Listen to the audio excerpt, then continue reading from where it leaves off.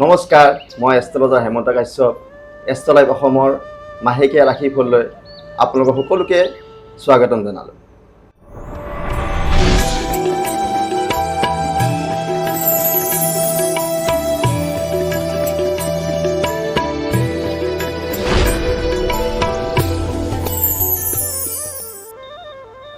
এইবাৰ আহিলোঁ মই যিসকল কুম্ভ ৰাশিৰ জাতক জাতিকা তেওঁলোকৰ মাজলৈকে।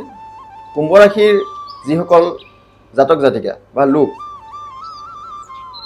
নানা দিশত আপোনালোকৰ ক্ষতি আছে, আপোনালোকে যি কৰ্মই নকৰক বা নতুন কিবা যদি কৰ্ম কৰিও আছে, যদি ব্যৱসায়ো কৰি আছে বা অন্যান্য কিবা কৰ্ম কৰি আছে, এই মাহত আপোনালোকৰ নানা দিশত কিছুমান ক্ষতি দেখা পাই আছোঁ। প্ৰথম অৱস্থাত মনটো খুব চঞ্চলতা এটা থাকিব, চঞ্চল মন এটা খুব বেছি দেখা পাই আছোঁ।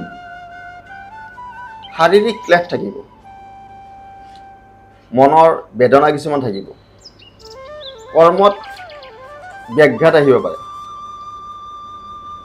কৰ্মক্ষেত্ৰত সিমান শুভফল মই দেখা নাই, কৰ্মত ব্যাঘাত আহিব পাৰে। পাৰিবাৰিক অশান্তি আছে, গৃহ অশান্তি, পাৰিবাৰিক অশান্তি, পত্নী পুত্ৰ কন্যা আদিক লৈ চিন্তিত থাকিব পাৰে। তাৰ বাবে আপোনাৰ পাৰিবাৰিক কিছুমান অশান্তি আহিব পাৰে। কিন্তু ইয়াৰ মাজত যিসকলে ধাতু ব্যৱসায় কৰে, সোণ ৰূপ গহনা ধাতুৰ যিবিলাক লোহা লক্কৰৰ ব্যৱসায় কৰে, তেওঁলোকৰ ক্ষেত্ৰত কিন্তু শুভ। আৰু যদি যাত্ৰা কাৰ্য কৰে তেনে ক্ষেত্ৰত শুভফল পাব।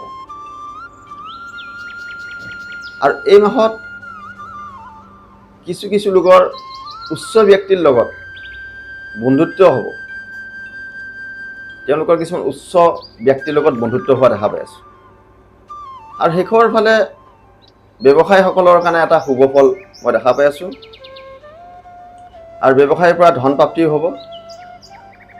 এই মাহত মই যিখিনি দেখা পালোঁ, কুম্ভ ৰাশিৰ এটা মিশ্ৰিত ফল প্ৰদান হ'ব।